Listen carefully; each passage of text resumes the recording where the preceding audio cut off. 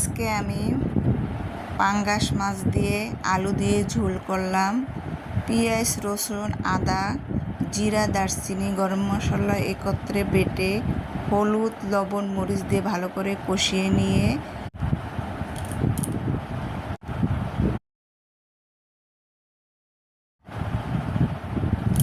প্রয়োজন মতো ঝোল দিলাম, প্রয়োজন মতো লবণ দিলাম। ঝোলের ভিতরে মাছগুলো ছেড়ে দিলাম। টকবক করে ফুটে ওঠার পরে আধা ঘন্টা পর নামিয়ে নিলাম।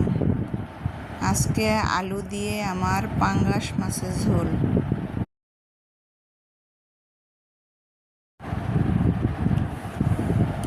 খেতে অনেক টেস্টি হয়েছে। এভাবে সবাই রেঁধে খেয়ে দেখবেন, খুব টেস্টি হয়েছে।